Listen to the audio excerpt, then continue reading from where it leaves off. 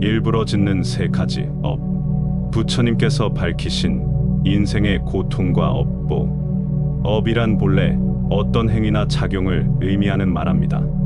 우리가 몸으로 하는 행동, 말로 하는 표현, 마음으로 품는 생각까지 이 모든 것을 통틀어 업이라고 합니다. 그리고 이런 업은 단순한 행동을 넘어 그 행동이 남기는 영향력까지 포함합니다. 우리가 흔히 쓰는 말인 자업자득, 업보 속에 나오는 그 업도 바로 이런 뜻입니다.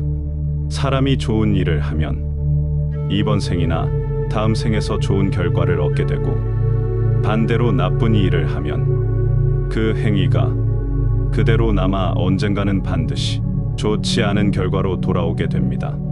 그래서 우리가 지금 겪고 있는 행복이나 불행, 내가 처한 모든 상황은 결국 과거에 내가 지은 행위의 결과인 것입니다. 부처님께서는 말씀하십니다. 그 누구든 자신이 지은 행위의 결과를 피할 수는 없다. 업에 대해 말하는 것은 죽은 뒤에 행복한지 불행한지를 심판하려는 것도 아니고 전생의 선악을 따져보려는 것도 아닙니다. 지금 우리가 살아가고 있는 이 삶은 결국 과거에 자신이 지은 업의 결과라고 볼 수 있습니다. 그렇다고 해서 사람이 업의 지배만 받는 존재는 아닙니다. 업은 스스로가 지은 것이며 인간은 과거의 업장을 소멸시키고 다스릴 수 있는 능력을 갖고 있기 때문입니다. 결국 우리의 행복과 불행은 다른 누군가가 아닌 자기 자신이 결정하는 것입니다.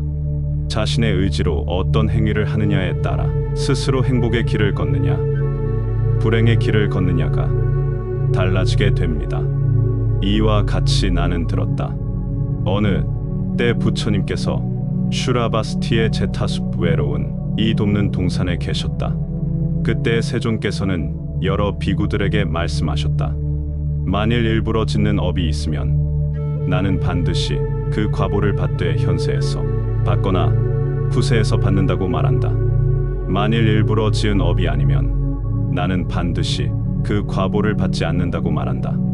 사람이 일부러 짓는 세 가지 몸으로 짓는 업이 있습니다.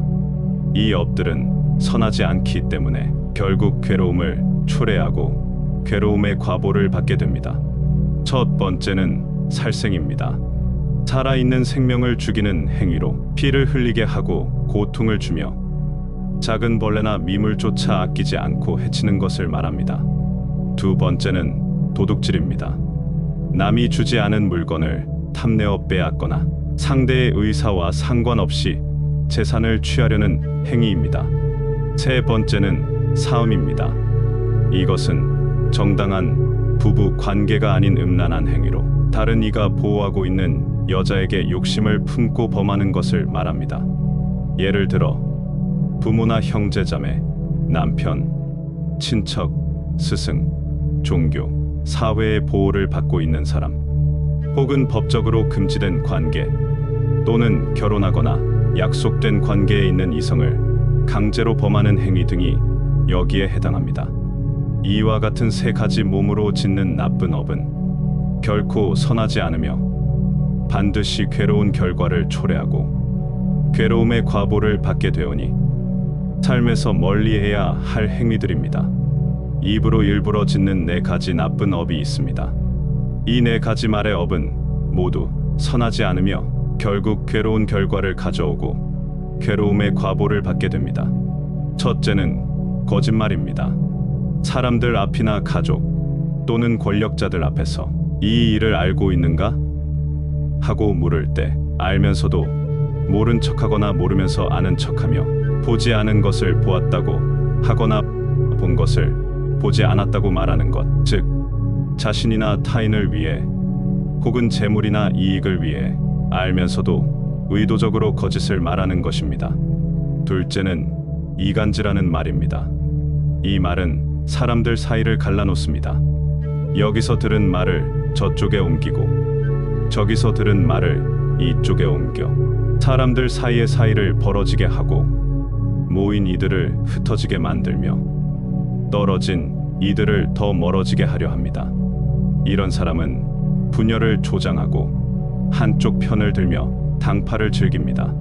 셋째는 험담과 욕설, 악한 말입니다. 그의 말은 거칠고 듣기에 불쾌하며 다른 사람의 기분을 상하게 하고 불안하게 만들며 누구에게도 기쁨을 주지 못합니다. 이런 말은 마음을 다치게 하고 사람 사이를 멀어지게 만듭니다. 넷째는 쓸데없는 말, 꾸며낸 말입니다. 때와 상황을 고려하지 않고 말을 하며 진실이 아닌 이야기를 하고 의미도 없고 바른 법도 아닌 말, 지혜롭지 못한 말을 합니다. 지혜롭지 않은 말을 칭찬하고 가르침이나 충고도 때를 놓치거나 부적절하게 합니다. 이 네 가지는 모두 입으로 짓는 나쁜 업이며 선하지 않기 때문에 결국 괴로운 결과를 초래하고 그에 따른 괴로움의 과보를 받게 되오니 마땅히 조심하고 멀리하셔야 하겠습니다. 사람이 의지와 마음으로 짓는 세 가지 나쁜 업이 있습니다. 이 세 가지는 모두 선하지 않기 때문에 결국 괴로운 결과를 가져오고 괴로움의 과보를 받게 됩니다. 첫째는 탐욕입니다.